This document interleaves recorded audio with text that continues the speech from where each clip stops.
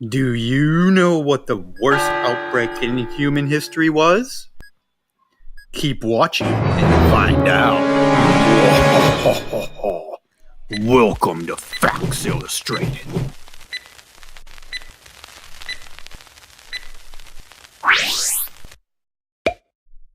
Before we jump into it, if you have any cool or interesting suggestions for some videos, just let us know in the comment section below.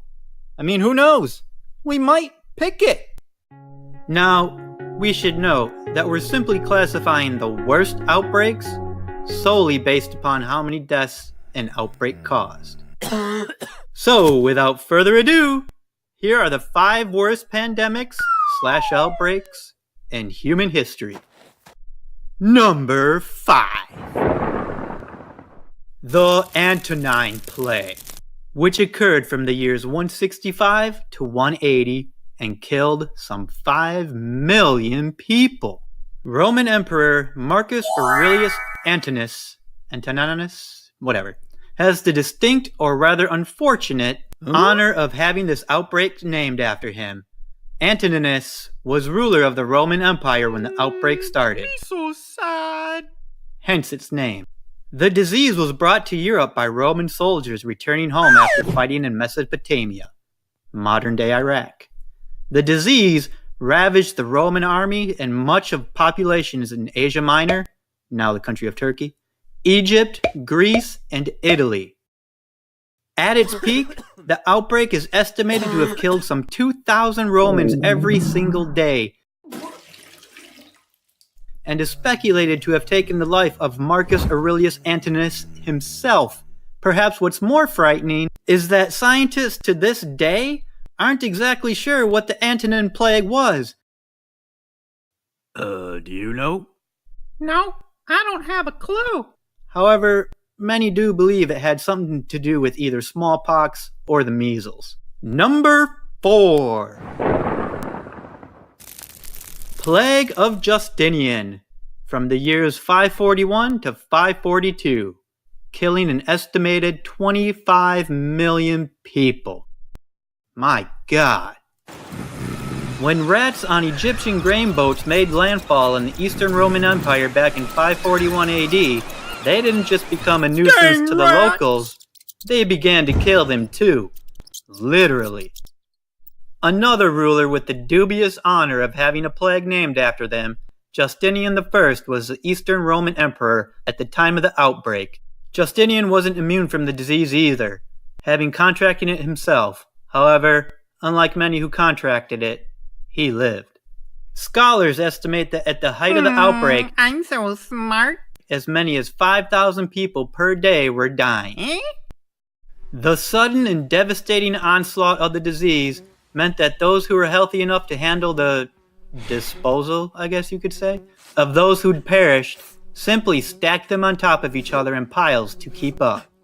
It's thought that the plague of Justinian may have killed around half of Europe's population and resulted in the death of 40% of the city of Constantinople, which today is the modern-day city of Istanbul, Turkey.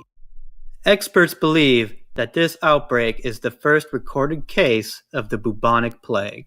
Number 3. HIV/AIDS, 1976 to present day, killing an estimated 36 million people worldwide. HIV/AIDS first originated in Africa, a truly global outbreak reaching every corner of the planet. Significant strides have been made in battling HIV/AIDS, and it wasn't all that long ago that a diagnosis was all but a certain death sentence. I still remember getting home from elementary school one day, turning on the TV, and seeing breaking news plastered across every TV station that Magic Johnson was retiring from basketball immediately because he'd been diagnosed with HIV. I'm pretty sure that around 99% of us thought Magic would be dead within a few years. Needless to say, Magic is still going strong to this day, and he serves as a beacon of hope to those who have been afflicted with HIV and AIDS across the world. Before we get to the 2 most deadly outbreaks in human history, have you subscribed to our channel yet? mean, you've watched almost half the video already. Clearly you're interested in arbitrary facts, shoddy animation, or maybe you just have a bizarre fascination with pandemics. Whatever the case, let us know that we're not wasting a copious amount of our time making these videos by subscribing to our channel, Facts Illustrated. Alright, back to the show. Number 2. The 1918 Spanish flu, in the year, 1918, caused the death of some 20 to 50 million people. Approximately 1/3 of the world's population was infected with this outbreak of influenza, aka the flu, which equates to 500 million people. Estimates range quite a bit as to how many deaths the outbreak caused. However, it's widely accepted that the number is well into the tens of millions. In addition, what was also especially brutal with this strain of influenza was the young and elderly weren't the only ones being struck with it, but middle-aged, healthy adults were also being hit pretty dang hard. The close living quarters of troops during World War I accelerated the outbreak, and even though it's nicknamed the Spanish flu, it didn't actually come from Spain. And the outbreak left the world's population decimated, with a mortality rate of 1 in 5. Number 1. The worst outbreak in human history is...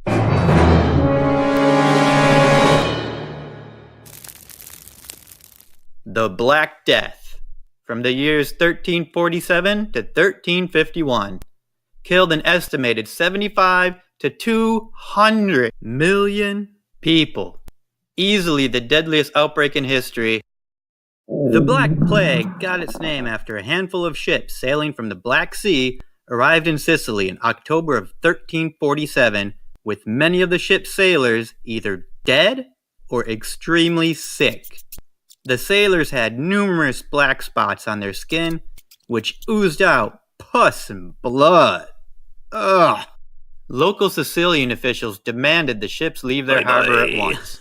However, it was too late, as the damage had been done. The Black Death didn't just cause widespread death, but it also caused mass hysteria throughout Europe, as illustrated in a quote by this guy, Giovanni Boccaccio, some Italian poet, I don't know, he was pretty famous. Anyways, here's what he wrote. The mere touching of clothes appeared to itself communicate the malady to the toucher. And for those living back then, they thought it was the rats which were responsible for the spread of the disease, which, yeah, they were, but it was really the fleas who were living on the rats, causing all the harm. So, what Boccaccio wrote in his poem, since fleas are quite small and can move around all over the place without ever being noticed by the human eye, led to such rationale that the disease could strike someone completely randomly, seemingly out of thin air. You never even saw the flea, which helped spread the mass hysteria as to how people were getting this disease and dying from it. They had no clue how they were getting it.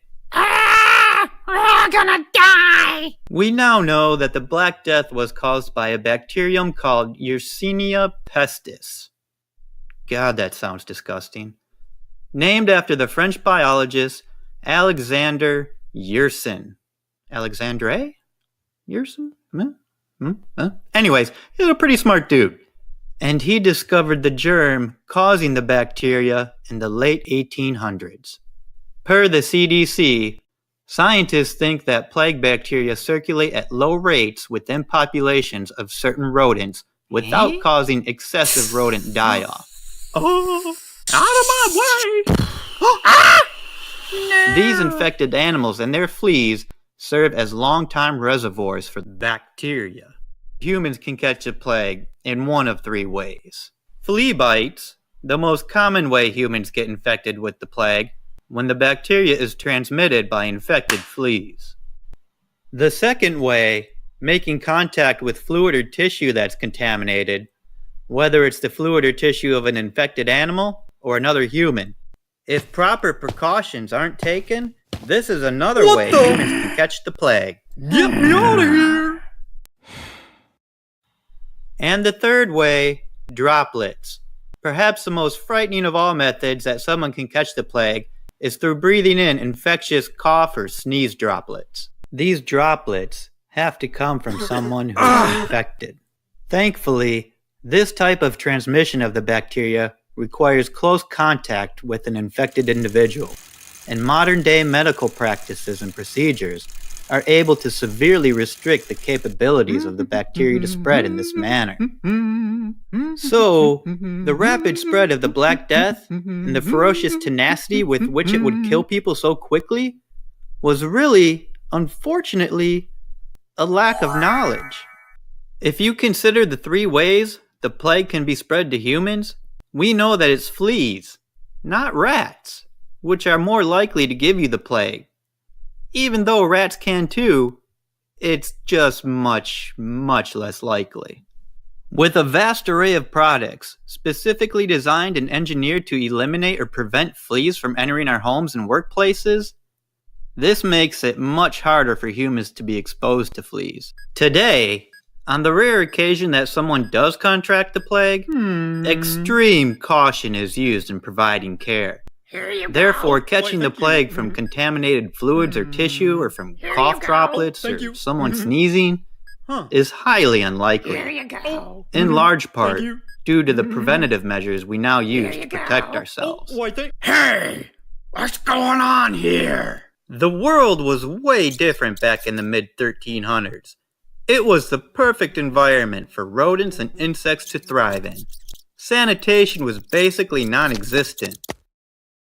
Preventative measures against rats and fleas were futile, if successful at all. And just for good measure, throw in the relatively new forms of transportation and long-distance trade routes that were being traveled with a greater frequency and at a greater rate of speed, and you have the perfect combination to create a devastatingly brutal pandemic. Some believe that the plague wiped out as much as half of Europe's entire population in just a span of 4 years. Both the continents of Asia and Africa were also decimated by the plague. And there you have it, the 5 worst pandemics in human history. So, what'd you think? Not as bad as you thought they'd be? Worse than you thought? Let us know by commenting below. We hope you've enjoyed this video, and if not, well, what is wrong with you? Seriously, what's wrong with you? But if you're interested in learning more about facts in a completely unconventional and distorted manner, then click that subscribe button. And check out these other videos with poor animation and subpar sound effects.